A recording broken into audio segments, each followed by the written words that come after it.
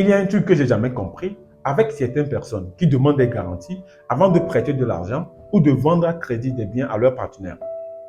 En tout cas, il m'a été donné de constater que ces personnes demandent en garantie des papiers de terrain pour qu'à l'évidence, si l'emprunteur ne paye pas, qu'ils puissent réaliser la garantie et donc prendre le terrain. Je comprends bien cette démarche et c'est tout à leur honneur. Il faut quand même se protéger. Mais sauf qu'à la vérité des choses, cette garantie est nulle et non avenue. Vous savez pourquoi? Je vous le dis alors. La vérité, c'est quoi?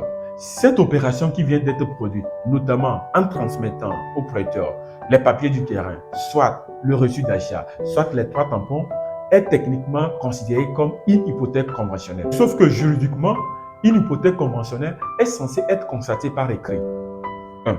Vous conviendrez avec moi que nombre de ces opérations ne sont pas constatées par écrit dans la pratique. C'est juste je lui remets les papiers de mon terrain et basta, j'ai constitué une garantie. D'accord. Deuxième chose, cette opération est censée être constatée par un notaire. Ça voudrait dire que c'est le notaire qui dresse l'acte par lequel vous envoyez les papiers de votre terrain en guise de garantie. Là également, vous conviendrez avec moi que dans la pratique, on ne le fait pas. C'est juste il est passé me voir à la maison, j'ai besoin d'argent et je dis ok, si je dois te prêter, envoie-moi les papiers de ton terrain.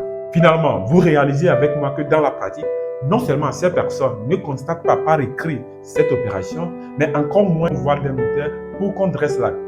Du coup, l'acte est irrégulier.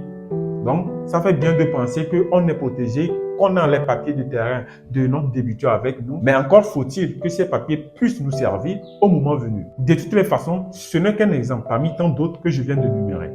Selon la loi, quels que soient les papiers que vous envoyez en garantie, il faut le constater par écrit. Ça pourrait être les papiers de mon terrain, les papiers de ma moto, les papiers de ma voiture, n'importe quel bien que je dispose et que j'envisage mettre en garantie, ça doit être constaté par écrit. Donc désormais, prenez garde quand vous devez demander des garanties en respectant toutes les conditions requises pour ne pas compromettre votre intérêt.